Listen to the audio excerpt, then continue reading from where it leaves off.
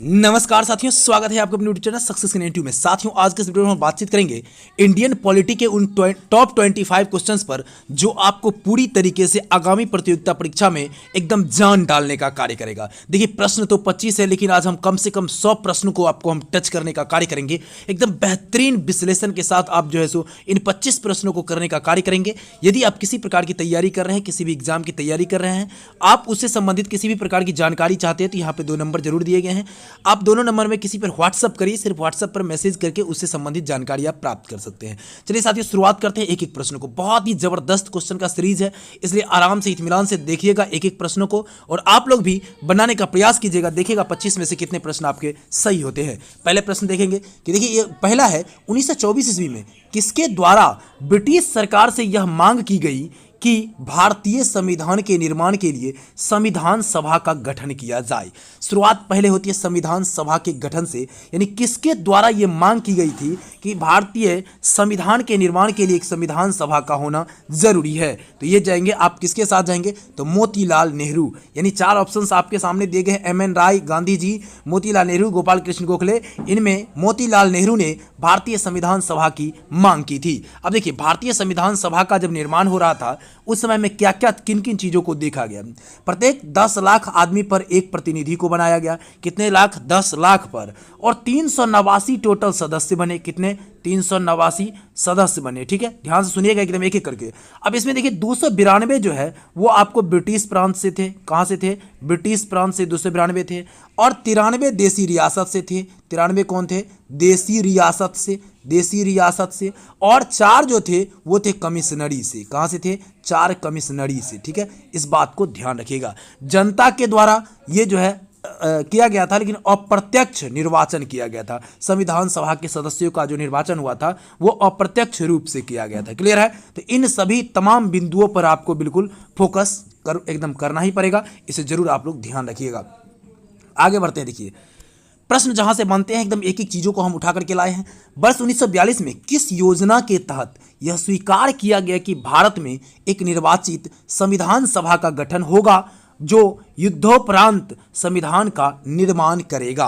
कौन सा युद्ध, आपको पता ही है, 1939 से 1945 में द्वितीय विश्व युद्ध चल रहा था, तो उस युद्ध के उपरांत ये बात हो रही है। ठीक है, इसमें देखिए कि कैबिनेट मिशन, ये क्या है, कैबिनेट मिशन का जो है सो तैयार, कैबिनेट मिशन के तहत जो है आपको संविधान सभा के गठन की मांग की गई थी। अब इसमें देखिए क्या क्या इन 1-2 बातें और ध्यान रखने होंगी। जब संविधान सभा हुआ, बन गया था, तो संविधान को निर्माण करने के लिए उसमें लग गया था समय 2 वर्ष 11 महीना 18 दिन। कितने, 11 मंथ 18 डे। इतने समय लग गए थे किस चीज को तैयार करने में, संविधान को तैयार करने में। जब संविधान तैयार हो गया था तो उसमें कितने अनुच्छेद थे, 395 अनुच्छेद थे, 8 अनुसूचियां थी, 8 अनुसूचियां थी, और कितने, 22 भाग थे। कितने थे, 22 भाग थे। ठीक है, इसे भी आपको ध्यान रखेंगे। आप ध्यान रखिएगा, 395 अनुच्छेद, 8 अनुसूचियां, 22 भाग, ये मूल संविधान की बातें हो रही है। बाद में कई बार संविधान संशोधन हुआ और अनुसूचियों की संख्या बढ़ करके 8 से 12 अनुसूची हो गई है, और 22 से 25 भाग अभी हो चुके हैं। ठीक है, 25 भाग हैं, 12 अनुसूचियां हैं। एक एक चीज को बिल्कुल एकदम बारीकी से पकड़ रहे हैं, इसलिए बिल्कुल ध्यान रखिएगा इन चीजों को। अब देखिए, संविधान सभा की जब बैठक हुई, पहली बैठक जब हुई थी, तो 9 दिसंबर 1946 को हुई थी। 9 दिसंबर 1946 को। अगर बात कर लें दूसरी, तो 11 दिसंबर 1946 को हुई थी। लेकिन अगर 9 दिसंबर को जो हुई थी, तो इसमें जो अध्यक्षता जिन्होंने किया था वो सच्चिदानंद सिन्हा थे। वो कौन थे, सच्चिदानंद सिन्हा, सच्चिदानंद सिन्हा थे। अब ये इन्होंने अस्थाई सदस्य, इनको अस्थाई अध्यक्ष इनको माना जाता है, क्योंकि 9 दिसंबर को ये किए थे। 11 दिसंबर को किनके द्वारा किया गया था, डॉक्टर राजेंद्र प्रसाद के द्वारा किया गया था, और राजेंद्र प्रसाद जो है अस्थाई अध्यक्ष बन गए थे किसके, संविधान सभा के। ठीक है, तो इसे भी आपको ध्यान रखने हैं। आगे बढ़ेंगे। देखिए, अगला प्रश्न क्या कहता है, संविधान सभा के उद्घाटन अधिवेशन की अध्यक्षता किसने की थी। संविधान सभा का उद्घाटन, देखिए वीडियो अच्छा लग रहा हो तो प्लीज लाइक कर दीजिए और अपने सभी मित्रों के साथ शेयर जरूर कर दीजिएगा। साथ ही साथ चैनल को भी सब्सक्राइब कर लें। आप लोग चैनल को सब्सक्राइब कर लें। लगातार आपके लिए एक बेहतरीन सीरीज हम लाने का प्रयास कर रहे हैं। देखिए, संविधान सभा के उद्घाटन का जो अधिवेशन हुआ था उसकी अध्यक्षता किसने की, तो आपको अभी हम जस्ट बताए कि 9 दिसंबर को 9 दिसंबर 1946 को सचिदानंद सिन्हा जी के द्वारा किया गया था। किनके द्वारा? सचिदानंद सिन्हा जी के द्वारा। और ये प्रथम इन्होंने किया था, प्रथम अध्यक्षता इन्होंने की थी, यानी उद्घाटन अध्यक्षता इन्होंने ही किया था। ये क्या थे? अस्थायी अध्यक्ष बने थे। और बाद में 11 दिसंबर को हमने अभी जस्ट आपको बताया कौन बने थे? डॉक्टर राजेंद्र प्रसाद बने थे। और ठीक है, डॉक्टर राजेंद्र प्रसाद बने थे, वो अस्थायी अध्यक्ष हो गए थे। ठीक है, आगे बढ़ेंगे। देखिए संविधान सभा के प्रारूप समिति जो मसौदा कमेटी जो बनी थी उसकी नियुक्ति कब हुई थी? अब इसको देखेंगे आप। जब संविधान सभा की अगर बात हो रही है तो इसमें आपको 29 अगस्त 1947 आएगा, जिसमें ड्राफ्टिंग कमेटी, अंग्रेजी में कहते हैं ड्राफ्टिंग कमेटी, और ड्राफ्टिंग कमेटी के अध्यक्ष जो बने थे वो डॉक्टर भीमराव अंबेडकर बने थे। डॉक्टर भीमराव अंबेडकर। इसमें 7 सदस्यों को शामिल किया गया था। 7 सदस्य के द्वारा जो है ये ड्राफ्टिंग कमेटी का निर्माण किया गया था, जिसके अध्यक्षता के रूप में डॉक्टर साहब बाबा यानी भीमराव अंबेडकर को नामित किया गया था। आगे बढ़ेंगे, अगले प्रश्न को देखेंगे। संविधान सभा ने संविधान को अंतिम रूप किस दिन पारित किया था? सॉरी, क्या कहता है? देखिए, अंतिम रूप से किस दिन पारित किया था? देखिए, संविधान सभा की अगर बात कर लें तो अंतिम ये 26 नवंबर 1949 को अंतिम दिन में ये अंतिम इनकी जो है सो घोषणा हो गई थी कि हाँ भाई संविधान कंप्लीट हो चुका है, अब जो है सो इसमें पूरी तरीके से ये आपका तैयार हो चुका है। लेकिन लागू करने की जहाँ तक बात आती है तो 26 जनवरी 1950 को लागू किया गया था। जब संविधान लागू हुआ, जब संविधान बन के तैयार हुआ तो उसमें भाग अगर बात कर लें, अभी हमने आपको बताया कि 22 भाग थे, बाद में अभी 25 भाग हो गए हैं। प्रथम भाग में जोड़ा गया था भारत राज्यों का संघ है। भारत क्या है? राज्यों का संघ है, ये जोड़ा गया था। दूसरे भाग में जोड़ा गया था नागरिकता को लेकर के। ठीक है, नागरिकता को लेकर के। तीसरे भाग में क्या जोड़ा गया? तीसरे भाग में आपको जोड़ा गया मूल अधिकार को। चौथे भाग में जोड़ा गया नीति निर्देशक तत्व को। इस तरह से इसको जो है सो जोड़ने का कार्य किया गया था। ठीक है, तो ऐसे भाग बने थे। उसके बाद अनुसूचियां बनी थी, 8 अनुसूचियां थी, 12 अनुसूचियां भी वर्तमान में है। एक एक करके आगे उन सब चीजों को भी देखने का कार्य करेंगे। मूल भारतीय संविधान के अनुसार भारत एक डैश है। मूल भारतीय संविधान जो था उसके अनुसार भारत क्या है? तो भारत, आप देखिए प्रस्तावना पढ़ते हैं, भारत की प्रस्तावना को क्या कहा जाता है? संविधान की आत्मा कही जाती है। क्या कहा जाता है? संविधान की आत्मा। क्या कहा जाता है? संविधान की आत्मा। मूल संविधान जो बना था उसमें 284 लोगों का हस्ताक्षर हुआ था। ये भी ध्यान रखिएगा, कितने? 284 लोगों का हस्ताक्षर हुआ था। और संविधान सभा के जो सलाहकार थे, इसे भी ध्यान रखिएगा, जो VN राव थे। कौन थे? BN राव कहिए, BN राव थे। ठीक है, BN राव थे। इसे भी आपको ध्यान रखने हैं, एक भी चीजें ना छूटे, इन सभी बातों पर हमारा ध्यान रहता। देखिए, मूल भारतीय संविधान जब प्रस्तावना आप पढ़ते हैं हम भारत के लोग भारत को एक संपूर्ण प्रभुत्व संपन्न समाजवादी लोकतंत्रात्मक गणराज्य, ये सब पढ़ते हैं ना। तो इसमें आपको 2 बातें ध्यान रखना है, प्रभुत्व संपन्न के साथ साथ लोकतंत्रात्मक गणराज्य की जो है पूरी तरीके से वकालत करी गई है। तो ये आपका जो है सो हो जाएगा मूल भारतीय संविधान में ये है। समाजवादी की बात करेंगे, धर्मनिरपेक्ष की बात करेंगे, तो ये सारे जो शब्द हैं आपको 42वें संविधान संशोधन जो 1976 में हुआ है, जिसको संविधान की यानी मिनी संविधान संशोधन भी कहते हैं, उसमें इनको जोड़ा गया था। इसलिए आपका मूल संविधान में ये बातें ही निहित है। इसमें धर्मनिरपेक्ष जहाँ आ जाए, समाजवादी शब्द जहाँ आ जाए, वो आपको मूल संविधान का बिल्कुल नहीं है। आगे बढ़ेंगे, अगले प्रश्न को देखेंगे। 7वां नंबर क्वेश्चन हमारा क्या कहता है? देखिए, संयुक्त राज्य अमेरिका से के संवैधानिक आदर्शों पर भारतीय संविधान में कौन कौन सी व्यवस्थाएं शामिल की गई है? अगर बात कर रहे हैं, देखिए तो भारतीय संविधान जो है उसमें अधिकांश चीज जो भारत शासन अधिनियम 1935 है, 1935 है, इससे अधिकांश चीज़ों को लिया गया है। लेकिन अगर बात कर लें अन्य देशों से भी, अन्य देशों के संविधान के भी अध्ययन किए गए और वहाँ से भी बहुत ही मूल जो चीज़ें थी वो लिए गए। तो यहाँ पर देखेंगे, हमारा पहले बात कर रहे हैं संयुक्त राज्य अमेरिका की। तो संयुक्त राज्य अमेरिका से आपको संघीय व्यवस्था भी ली गई है, मौलिक अधिकार भी लिए गए हैं, और स्वतंत्र एवं निष्पक्ष सर्वोच्च न्यायालय की जो व्यवस्था है ये भी वहीं से ली गई है। ठीक है, इसका पुनर्वलोकन जो है यहीं से आपका लिया गया, अमेरिका से थे। तीनों के तीनों हो जाएंगे। लेकिन अगर बात करेंगे, देखिए जो आपका कनाडा है, कनाडा से क्या लिया गया है? कनाडा से आप देखेंगे तो संघ की जो बातें हो रही है, संघवाद की बातें हो रही है, वहीं से लिए गए हैं। आपका आयरलैंड से लिया गया है नीति निर्देशक तत्व। आयरलैंड से क्या लिया गया है? नीति निर्देशक तत्व। संसदीय प्रणाली जो है, संसदीय व्यवस्था जो है वो आपको इंग्लैंड से लिया गया है। तो इसी प्रकार से आप देखेंगे जो एक समवर्ती सूची है, समवर्ती सूची कहाँ से लिया गया है, आप लोग अगर जानते हैं तो हमें कमेंट में जरूर बताइएगा। समवर्ती सूची की बातें जो हो रही है, जिसमें राज्य सरकार और केंद्र सरकारें दोनों मिलकर के कानून बनाती है, जिस पर दोनों के कानून प्रभावी होते हैं, ये कहाँ से लिए गए हैं आप लोग हमें जरूर बताने का कार्य करेंगे। ठीक है, ये बातें हैं सर, इन चीज़ों को आपको बिल्कुल ध्यान रखना है। आपातकालीन व्यवस्था जो लागू होती है, आपातकाल आप जानते ही हैं, 3 तरह के भारत में आपातकाल लगाए जाते हैं, जो 352, 356 और 360 के तहत लगाए जाते हैं अनुच्छेद के। ये इसमें क्या होता है, राष्ट्रपति के द्वारा जो है आपको लगाया जाता है ये कौन सा आपात, तो आपका राष्ट्रीय आपात लगाया जाता है। राष्ट्रीय आपात लगाने के लिए आपको कुछ बातें ध्यान रखने होंगे। जब सैन्य विद्रोह हो जाता है, जब आपका बाहरी आक्रमण हो जाता है, तब राष्ट्रीय आपात लगता है। 356 की अगर बात करेंगे तो राष्ट्रपति शासन लगता है, और राष्ट्रपति शासन तब लगाए जाते हैं जब राज्य में किसी प्रकार की जो कानून व्यवस्था को दुरुस्त करने में अगर सरकार विफल हो जाती है तो राष्ट्रपति शासन लगता है। और 360 की अगर बात कर रहे तो वित्तीय आपात लगता है। ठीक है, तो ये भी आपको ध्यान रखने हैं, इन सभी पॉइंट्स पर भी आपको बिल्कुल ध्यान रखेंगे। अगला देखिए क्वेश्चन नंबर 8 हमारा क्या कहता है। क्वेश्चन नंबर 8 कहता है कि किस संविधान संशोधन अधिनियम द्वारा भारतीय संविधान में 9वीं अनुसूची को जोड़ा गया था।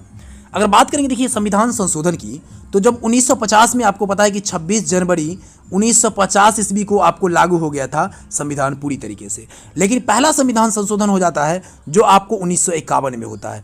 प्रथम अगर पूछा जाएगा प्रथम संविधान संशोधन कब हुआ था, तो ये आपको कब ध्यान रखना है, आपको बिल्कुल ध्यान रखना है कि आपको 1951 में लागू हुआ था, और इसमें 9वीं अनुसूची को जोड़ा गया था। 9वीं अनुसूची को, अनुसूची आपको पहले 8 था, हो गया बाद में 12। अब दूसरा कब हुआ सो देख लीजिए, 1985 ईस्वी में होता है एक संविधान संशोधन, और वो 52वां संविधान संशोधन होता है, जिसमें आपको 52वां संविधान संशोधन में 10वीं अनुसूची को जोड़ा गया।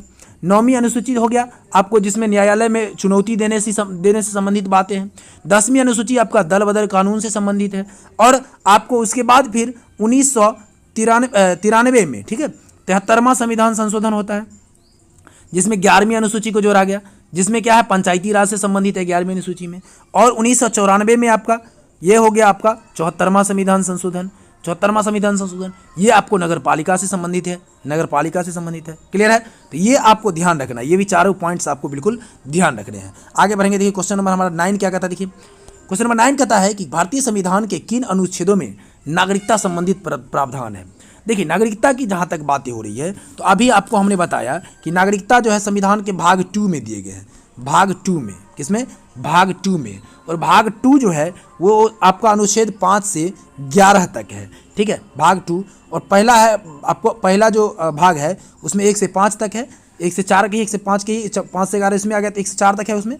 अनुच्छेद जो है आपका 12 से 35 है, ये भाग 3 में है, और 36 से 51 भाग 4 में है। जो 12 से 35 आपका है, इसमें मूल अधिकार है, मूल अधिकार के बारे में दिए गए हैं। पहले आपको पता है मूल अधिकारों की संख्या 7 थी, अब जो है घट करके 6 हो गई है। जो संपत्ति का अधिकार है उसको हटा दिया गया है। और 36 से 51 जो अनुच्छेद है, इसमें नीति निर्देशक तत्वों के बारे में दी गई है, नीति निर्देशक तत्वों के बारे में दी गई है। ठीक है, इसे भी आपको ध्यान रखना है। देखिए 10 नंबर क्या कहता है, देखिए भारतीय संविधान के किस अनुच्छेद में प्रेस की स्वतंत्रता दी गई है। प्रेस की स्वतंत्रता की अगर हम बात कर लेते हैं, यह 19 के पहले में जो है आपको प्रेस की स्वतंत्रता दी गई है। छुआछूत की अगर बात कर लेते हैं, तो छुआछूत आपको कब दी गई है, ये अनुच्छेद 17 में दिया गया है।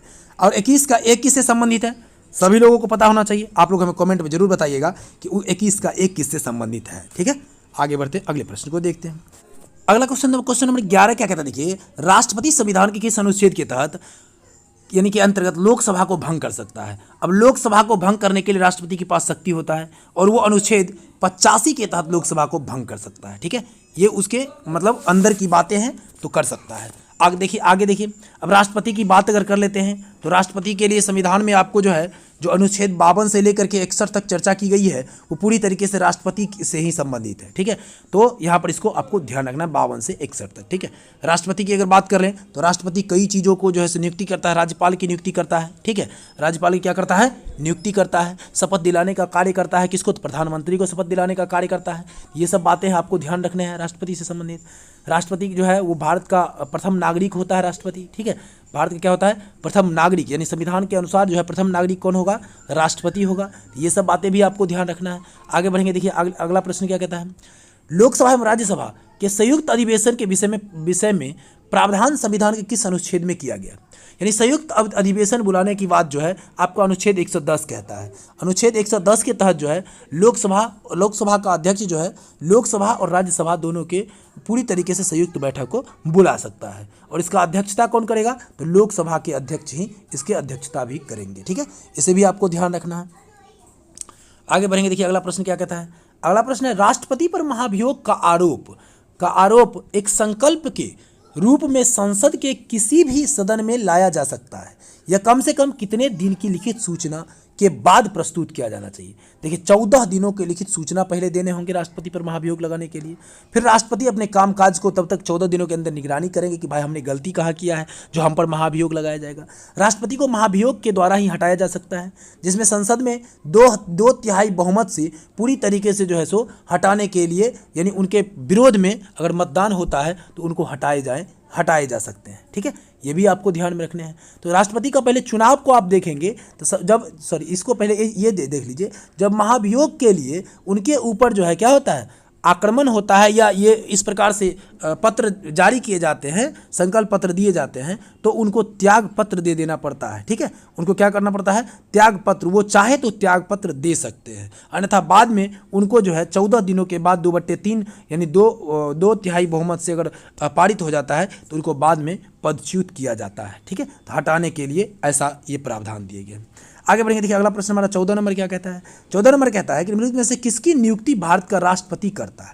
भारत का राष्ट्रपति देखिए अभी महान्यायवादी का करता है, नियंत्रक एवं महालेखा परीक्षक, राज्यपाल, सभी की नियुक्ति करता है राष्ट्रपति सभी का नियुक्ति करता है। अगर देखिए राष्ट्रपति के साथ साथ उपराष्ट्रपति की अगर हम बात कर लें तो उपराष्ट्रपति जो होते हैं, ठीक है, वो उपराष्ट्रपति बनने के लिए उम्र सीमा 30 वर्ष निर्धारित की गई है। राज्यसभा के सांसद के लिए आपको 30 वर्ष की मतलब ये है। ठीक है, उपराष्ट्रपति बनने के लिए 35 वर्ष ही है। ठीक है, लेकिन राज्यसभा की अगर बात कर ले, राज्यसभा के लिए आपको 30 वर्ष उम्र रखी गई है। लेकिन लोकसभा के लिए न्यूनतम उम्र सीमा कितना है? लोकसभा के लिए आपको उसमें लोकसभा में आपको मात्र 25 वर्ष के अगर हैं तो आप लोकसभा का चुनाव लड़ सकते हैं। ठीक है, अब देखिए अगर बात कर ले अधिकतम सीटों की संख्या की, आपका देखिए ये राज्यसभा में अधिकतम सीटों के लिए 250 सीटें जो है आपको ये निर्धारित किए गए हैं। ठीक है, लेकिन उत्तर प्रदेश में जो है सबसे ज़्यादा सीटें हैं, वो कितना है? 31 सीटें हैं राज्यसभा की। कितने? बिहार में 16 सीटें हैं। लेकिन अगर 250 सीटें निर्धारित की गई है, अभी वर्तमान में 245 सीट पर ही क्या होता है? चुनाव हो पाता है, जिसमें 12 सीट जो है आपको 12 सीट कौन? प्रेसिडेंट के द्वारा नामित किए जाते हैं, और पूरी तरीके से राज्य और संघ दोनों क्षेत्रों से लिया जाता है, और अनुपातिक एकल संक्रमणीय पद्धति जो है उसी के माध्यम से इनका चुनाव भी होता है, उपराष्ट्रपति का भी। ठीक है, इसे भी आपको ध्यान में रखने हैं। आगे बढ़ेंगे, देखिए राज्यसभा को अस्थायी सदन कहते हैं, क्यों? क्योंकि राज्यसभा को विघटित नहीं किया जा सकता है। ठीक है, राज्यसभा को विघटित नहीं किया जा सकता है। राज्यसभा में जो भी लोग जाते हैं वो 6 वर्षों के लिए वो क्या होते हैं? नामित हो जाते हैं 6 वर्षों के लिए। प्रत्येक 2 वर्ष पर उसमें से एक तिहाई सदस्य को छांटा जाता है। एक तिहाई सदस्य जो है सो मतलब रिटायर करते हैं, और एक तिहाई सदस्य फिर उसके अंतर्गत जुड़ते हैं। तो ये प्रक्रियाएं हैं सर, प्रत्येक 2 वर्ष पर ये प्रक्रियाएं जारी रहती है, इसे भी आपको ध्यान में रखना है। आगे बढ़ेंगे, देखिए भारत में लोकसभा का प्रतिनिधित्व करता है। अब देखिए लोकसभा का प्रतिनिधित्व कौन करेगा? भारत की जनता करता है। लोकसभा में सीधे सीधे आप जाकर के वोटिंग कर देते हैं, और वोट करते हैं तो आप चुन करके भेजते हैं ना। लोकसभा की अगर बात कर लें तो मूल संविधान में दिया हुआ था कि आपका जो है सो मात्र 500 सीटें होनी चाहिए लोकसभा की। लेकिन अभी जो है अगर बात कर ले 31वां संविधान संशोधन हुआ जब से, उसके बाद 31वां संविधान संशोधन में इसकी जो सीटों की संख्या कर दी गई 545, लेकिन अधिकतम सीटों की संख्या जो है वो 552 है। सीटों की संख्या 545 हो गई, जिसमें 530 डायरेक्ट चुने जाते हैं। 530 जो है डायरेक्ट जो है जनता के राज्य की जनता सीधे इसको क्या करती है? चुनने का कार्य करती है चुनाव के माध्यम से। और 13 जो है आपको संघ शासित प्रदेश जितने हैं उसमें, और 2 जो है आपको क्या है? एंग्लो इंडियन, जिसको आंग्ल भारतीय हम कहेंगे, वहाँ से चुने जाते हैं। तो ये प्रक्रिया है, इतनी संख्याएं हैं, इसे भी आपको ध्यान में रखने होंगे। आगे बढ़ते देखिए, वर्तमान में लोकसभा में प्रत्येक राज्य के लिए संस्थानों का आवंटन आधारित है। अब देखिए जो आवंटन किया गया ये किस योजना के तहत, तो ये 1971 के तहत, जनगणना 1971 में हुआ था, उसी के तहत जो है सो ये अभी तक लोकसभाएं का जो है ये निर्धारित की गई थी, वो चल रही है। 2026 तक यही चलेगा। 2026 के बाद फिर क्या होगा, एक बार फिर जनगणना होगी ज़बरदस्त तरीके से, या अभी जो जनगणना हो रही है 2022 में जो होगी, उसी के आधार पर लोकसभा के सीटों की संख्या बढ़ाई जा सकती है, लोकसभा की संख्याएँ बढ़ेगी। और उसके चूँकि जो है सो प्रत्येक 10 लाख पर अभी नामित किए गए थे, अब देखेंगे तो एक एक लोकसभा में जो है सो 20-20 लाख लोग हो गए हैं, 18-18 लाख, 17-17 लाख हो गए हैं। तो वहाँ पर जो है सो कहीं ना कहीं 2 प्रतिनिधि चुने जाने की संभावनाएं बढ़ेगी। ठीक है, तो यहाँ भी देखिए रोजगार के भी सृजन होंगे, अगर संख्याएं बढ़ जाती है तो और भी लोग विधायक बनेंगे, और भी लोग सांसद बनेंगे, और भी लोगों का निर्वाचन होगा। तो ये देखिए ये बातें ध्यान में रखना है। तो 1972 में जो है 1972 में निर्वाचन क्षेत्रों के लिए जो है सीमा का निर्धारण हुआ था। 1972 के बाद अभी तक कोई सीमा का निर्धारण नहीं हुआ है। 2026 में सारे चीज़ों में बदलाव होने की संभावनाएँ हैं। आगे बढ़ेंगे, देखिए राज्य की कार्यपालिका शक्ति में किस में नियुक्त होती है। देखिए राज्य की अगर बात करेंगे, कार्यपालिका शक्ति तो राज्यपाल होते हैं, ठीक है, लेकिन अगर वास्तविक शक्ति की बात करेंगे, वास्तविक प्रधान कौन होता है, तो ये मुख्यमंत्री हो जाते हैं। कौन हो जाते हैं? मुख्यमंत्री। जैसे राज्यों के मुख्यमंत्री क्या है, देखिए यहाँ पर स्पष्ट है, राज्यों के मुख्यमंत्री क्या है, तो क्या है, सॉरी मुख्यमंत्री क्या होते हैं, तो नियुक्त होते हैं। राज्य के मुख्यमंत्री क्या होते हैं? नियुक्त होते हैं, इसे भी ध्यान रखना है। अभी देखिए राज्यपाल की बात हुई, तो राज्यपाल साहब का जो है इनको जो नियुक्त करने का कार्य करता है वो राष्ट्रपति के द्वारा होता है। किनके द्वारा होता है? राष्ट्रपति के द्वारा। अभी राज्यपाल की वेतन की बात कर लेंगे तो 3,50,000 है। कितना? 3,50,000। ठीक है, इसे भी ध्यान रखेंगे। राज्यसभा और लोकसभा की जो सीटों की संख्या है उसमें आपको 80 सीटों की संख्या 131 निर्धारित की गई है। ठीक है, उसमें शुरू में क्या किया गया था, कम से कम 7.5 लाख पर जो है 7.5 लाख जनसंख्या पर एक प्रतिनिधि तैयार किया गया था।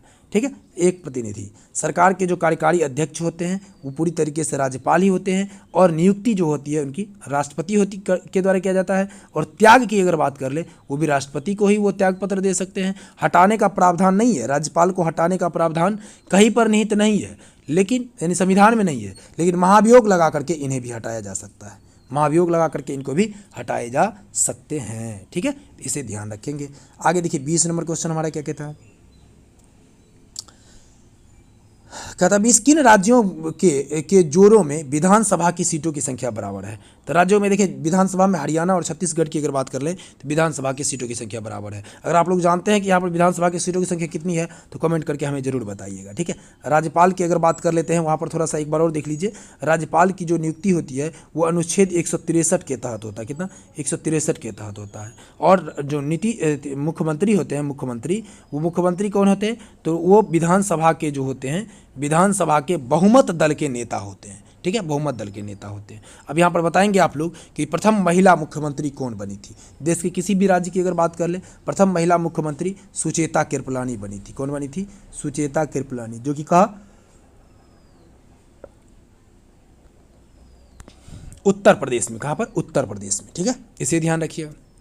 प्रथम राज्यपाल की अगर बात करें तो सरोजनी नायडू बनी थी। सरोजनी नायडू प्रथम राज्यपाल। बिहार में प्रथम महिला मुख्यमंत्री कौन बनी है? तो राबड़ी देवी बनी है, इसे भी ध्यान रखेंगे। सरोजनी नायडू पहले राज्यपाल बनी थी। ठीक है, जो महिला के रूप में बनी थी ये भी उत्तर प्रदेश में ही बनी थी। आगे देखिए 21 नंबर कहता है संविधान के यानी 44वें संविधान संशोधन 1978 के अनुच्छेद 352 में किस शब्द को निहित किया गया है। अब यहाँ अगर इसको देखेंगे आप गौर से तो यहाँ पर आप पाएंगे क्या क्या पाएंगे, तो जो आपका 44वां संविधान संशोधन 1978 में हुआ है, तो हमने आपको इससे पहले बता चुका है कि 352, 356 और 360 ये तीनों ऐसे अनुच्छेद हैं। जो 352 आपका हो गया राष्ट्रीय आपात की संबंधित, 356 जो हो गया राष्ट्रपति शासन से संबंधित, राष्ट्रपति शासन से, और 360 हो गया आपका वित्तीय आपात से संबंधित। राष्ट्रीय जो आपात है वो 3 स्थिति में लगता है, जब सैनिक विद्रोह कर दे, जो बाहरी आक्रमण हो, ठीक है, जब क्या हो, बाहरी आक्रमण हो, या किसी के साथ युद्ध लड़ रहे हों, इस स्थिति में आपको राष्ट्रीय आपात की घोषणा होती है। 356 की अगर बात कर रहे हैं राष्ट्रपति शासन, जब राज्य की सरकारें अपनी जो है सो राज्य को चलाने में उसमें विफल हो जाती है, नियम कायदे कानून उसके अगर नहीं चल पाते हैं तो उस स्थिति में राष्ट्रपति शासन लगाए जाते हैं। और 360 के तहत जो है वित्तीय आपात लगाई जाती है। यह प्रश्न ये है कि जो 352 में किस शब्द के स्थान पर सशस्त्र विद्रोह का प्रयोग किया गया है? तो जो आंतरिक अशांति लिखा हुआ था इसको सशस्त्र विद्रोह कर दिया गया है। आंतरिक अशांति शब्द से पता चलता है ये कि भाई अंदर के लोग भी अशांति फैला सकते हैं ऐसा, तो इसलिए इसको चेंज कर दिया गया। सशस्त्र विद्रोह का तात्पर्य हो गया कि शस्त्र जिनके हाथों में है वो विरोध कर दिए। तो इस तरह से इसको आप समझने का प्रयास करेंगे। क्लियर है? क्लियर है कि नहीं क्लियर है? तो इसे भी आपको ध्यान रखने होंगे। राष्ट्रपति शासन की अगर बात कर लें तो राज्यपाल के द्वारा घोषणा किया जाता है, राज्यपाल के द्वारा, और पूरी तरीके से जो राज्य की शक्तियां हैं वो राज्यपाल के हाथों में चली जाती है, राज्यपाल के हाथों में चली जाती है। इसे भी ध्यान रखेंगे। भारत का राष्ट्रपति किस प्रकार के आपातकाल की घोषणा कर सकता है? अगर बात करेंगे राष्ट्रपति का अगर बात करेंगे तो वो सभी प्रकार के आपात की घोषणा कर सकता है। इनमें सभी प्रकार के आपात की घोषणा, ठीक है, किसी प्रकार की मतलब कोई संशय की बात नहीं है, ठीक है, इस बात को आपको ध्यान रखना है। आगे बढ़ेंगे, अगले प्रश्न को देखेंगे। संविधान के किस भाग एवं अनुच्छेद में संविधान संशोधन की प्रक्रियाएं उल्लेखित है?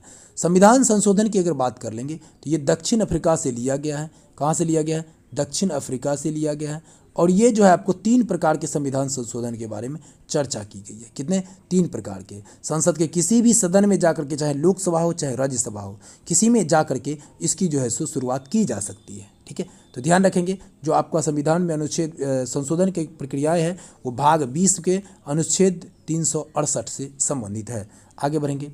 आंध्र प्रदेश एक ऐसा राज्य है जो भाषा के रूप में गठित की गई है। 1953 में यह पहला राज्य है जिसको भाषा के रूप में इसको दर्जा प्राप्त हुआ था। याद रखिएगा इसे भी।